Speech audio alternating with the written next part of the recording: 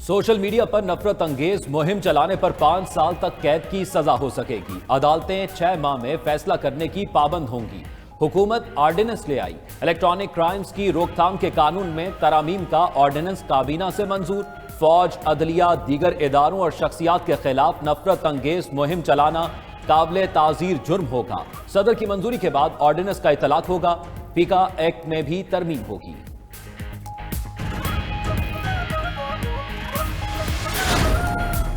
वज़रा और अरकान असम्बली इंतखाबी मुहिम चला सकेंगे। हुकूमत ने ऑर्डिनेंस की मंजूरी दे दी। वफाकी काबीना ने इंतखाबी ज़ाब्ता अखलाक से मुताल्लिक ऑर्डिनेंस की मंजूरी समरी सर्कुलेशन के जरिए दी। तमाम सियासी जमातों को कोड ऑफ कंडक्ट पर तहफ़्फ़ुज़ात थे। फवाद चौधरी ने 2 नए ऑर्डिनेंसेस की तस्दीक कर दी।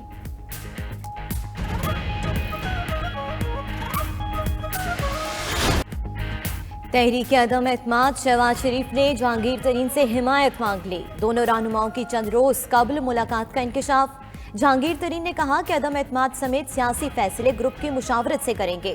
दूसरी जानिब तहरीक इंसाफ में मजीद इख्तलाफात। 7 अरकान असम्बली ने दावत के बावजूद वजीर आजम से मुलाकात ना की। डेरा गाजी खान से कौमी असम्बली के 5 और पंजाब असम्बली के 2 अरकान शामिल।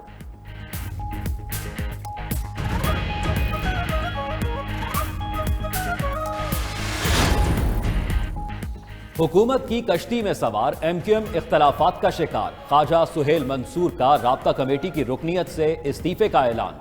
कहते हैं पार्टी की पॉलिसियों से इख्तलाफ है, आवाम के लिए कुछ कर नहीं पा रहे, फिर भी विफाकी हुकूमत का हिस्सा है। इस सूरत हाल में वो राब्ता कमेटी के रुकन नहीं रह सकते। आवाम में जाना है उनके सवालों का क्या जवाब देंगे।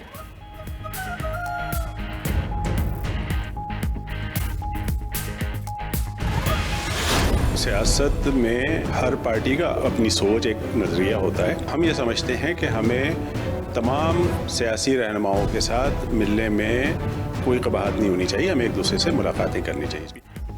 हमारी पार्टी की अपनी पॉलिसी है, जिससे चाहे मिलें, जिससे चाहे ना मिलें। PTI की पॉलिसी के पाबंद नहीं, रहनुमा MQM आमिर खान ने वाजे कर दिया।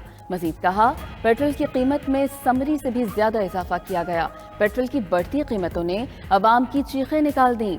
लाहौर में मुलाकातें MQM से एकजहती पर इजहार तशक्कुर के लिए थीं। अदम एतमाद पर पार्टी में मुशावरत से फैसला करेंगे।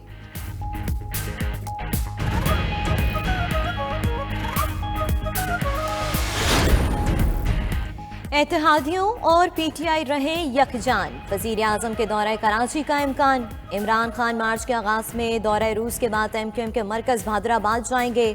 गवर्नर सिंध, सीनियर वज़रा और तहरीक इंसाफ की मरकजी क़यादत साथ होगी। वजीर आजम ने MQM क़यादत को आगाह कर दिया। फारूक नसीम और अमीनुल हक ने दौरे की दावत दी थी। वजीर आजम को कराची के मसाइल और देरीना मुतालबात पेश किए जाएंगे।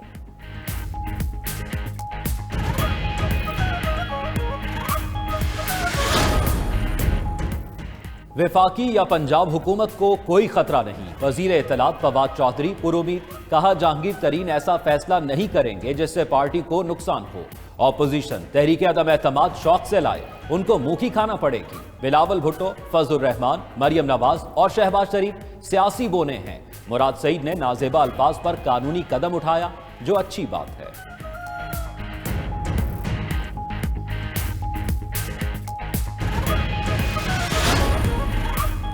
मरियम औरंगजेब कहती हैं कि तहरीक इंसाफ की हुकूमत गिर चुकी। अदम एतमाद इस वजह से आ रहा है कि लोग महंगाई से तंग हैं। अदम एतमाद में पता चल जाएगा कि कौन तुम्हारे साथ है। इन्हें शर्म ही नहीं आई कि ये अवाम की जेबों पर डाके डाल रहे हैं। बदतरीन सियासी इंतकाम के बावजूद नवाज शरीफ पाकिस्तान का सबसे मकबूल तरीन लीडर है। शहबाज शरीफ का दिल मजबूत ना होता तो तुम्हारे इंतकाम कैसे बर्दाश्त करते। तेल महंगा होगा तो यकीनन किराए भी बढ़ेंगे। वजीर शहरी हवाबाजी गुलाम सरवर खान कहते हैं, पेट्रोलियम कीमतों में इजाफे से दुनिया की बड़ी बड़ी एयरलाइंस बैठ गईं। वफाकी वजीर ने अपोजिशन वालों को चले हुए कारतूस करार दे दिया।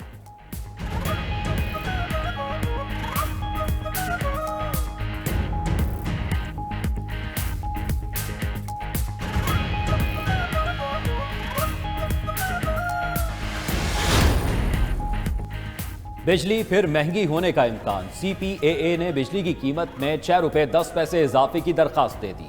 इजाफे की दरखास्त जनवरी की माहाना फ्यूल एडजस्टमेंट की मद में की गई। नेपरा 28 फरवरी को दरखास्त पर समाअत करेगी।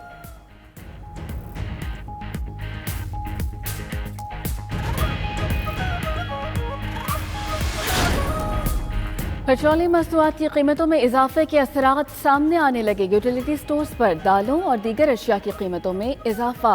दाल चना 14 रुपए इजाफे के साथ 162 रुपए फी किलोग्राम हो गई।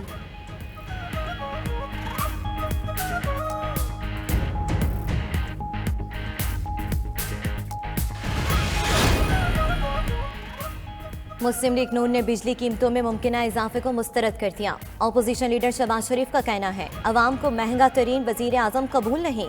इमरान न्याजी घर जाएं, हुकूमत पेट्रोल बिजली की कीमतों में इजाफा वापस ले, अवाम की मजीद बददुआएं ना ले, खुदा का खौफ करें। लोग अब सिर्फ इमरान न्याजी से निजात चाहती है।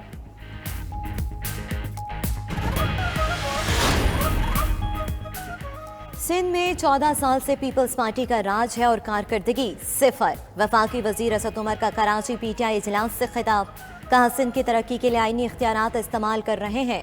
बिलावल जरदारी का लॉन्ग मार्च अपने वर्कर्स के साथ भी धोखा है। पार्टी इजलास में हलीम आदिल समेत दिगर शरीक।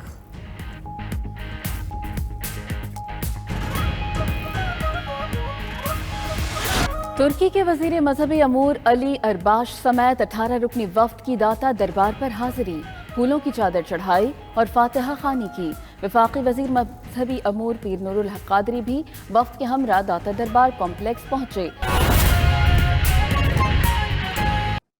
बराह रास्त आपको कराची लिए चलेंगे वज़ीर तालीम सिंध सईद गनी मीडिया से गुफ्तगू कर रहे हैं।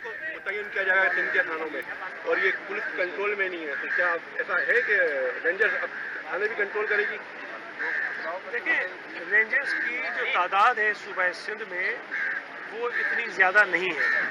और दूसरी बात यह है कि सूबा सिंध में अगर कोई ऐसी सूरत हाल बनती है, खुदा न खास्ता आप ये कहें कि पुलिस का टोटल फेलियर है, तो फिर आप किसी और एजेंसी को लेकर आ जाएंगे।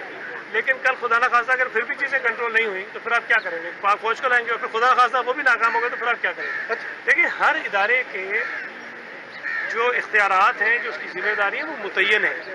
जब यहाँ दहशतगर्दी कराची शहर में ज़्यादा बढ़ी तो इस बात को महसूस किया गया कि कुछ जो महदूद पुलिसिंग के इख्तियारात हैं वो रेंजर्स को दिए जाएँ, वो उनके पास है। लेकिन मैं नहीं समझता कि ये कोई दानिशमंदाना फैसला होगा कि जो काम पुलिस करती है वो काम आप किसी और इदारे से कराएं।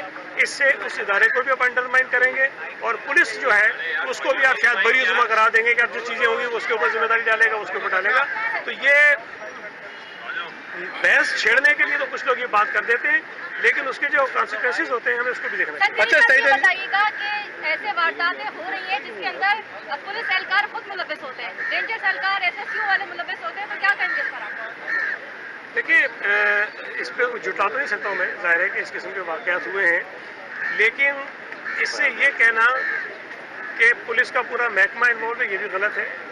पुलिस के अंदर खराबियां हैं, हम भी मानते हैं, पुलिस तो खुद भी मानती है, लेकिन उससे ये कह देना कि पुलिस के अंदर हर आदमी बुरा है तो ये भी गलत है। जहां पुलिस के लोग आपको कुछ मिलते हैं जो क्राइम में मुलविस होते हैं, वहीं पुलिस के अंदर आपको ऐसे लोग भी मिलते हैं जो अपने फ़राइज़ की अंजामदही में अपनी जानें भी दे देते हैं। तो जहाँ जहाँ ये चीज़ें सामने आ रही हैं कि कोई शख्स इस तरह के जराइम में मुलविस है, उसके खिलाफ कार्रवाई हो रही है। और एक वाक़या जिसमें एक नौजवान शहीद हुआ था, फिर वो बाद में इनकाउंटर में वो पुलिस एहलकार भी मारा गया, उसके हवाले से जो चीज़ें सामने आई कि उस पर इल्ज़ाम थे, लेकिन उसके बावजूद वो मुख्तलिफ जगहों पर तयन उसकी पोस्टिंग रही, तो उसकी भी तहकीकात हो रही है। और इस किस्म के केसेस को मिसाल बनाने की बात हो रही है कि जहां अगर कोई पुलिस एहलकार किसी जुर्म में मुलविस हो तो उसको ऐसी सज़ा दी जाए ताकि किसी और के अंदर ये हिम्मत पैदा ना हो कि वही जुर्म करे।